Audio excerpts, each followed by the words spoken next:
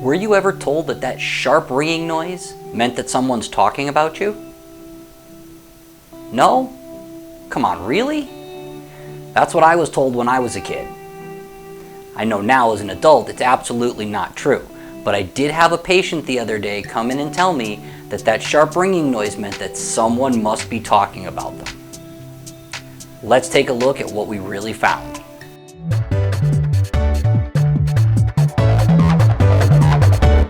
Welcome back to You Heard It Here with Dr. Gary. This is earwax removal vlog number 86.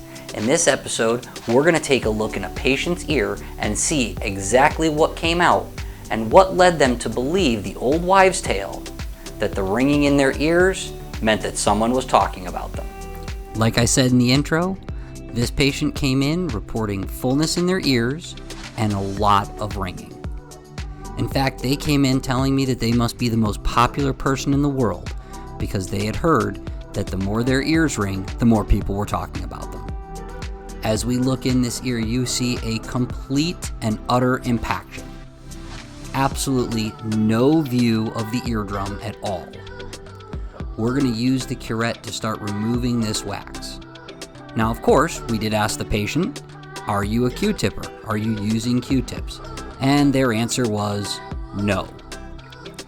I don't necessarily think I believe that, but we'll take it at face value and we'll just say that this patient's impaction is pretty severe. As we're removing this wax, you can see that it's staying together pretty well.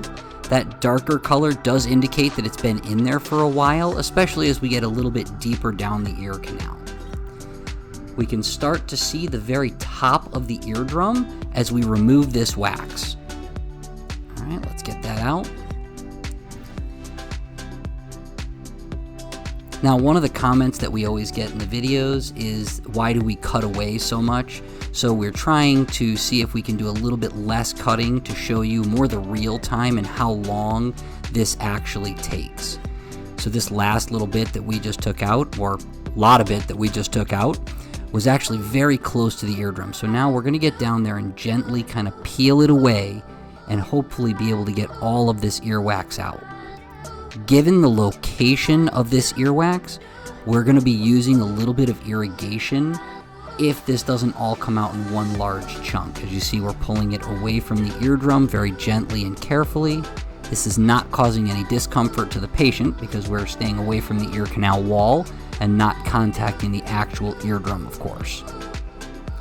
You can see that wax is starting to roll down there. There must be a little area or depression in the skin that's kind of holding that in place. There's a nice chunk there.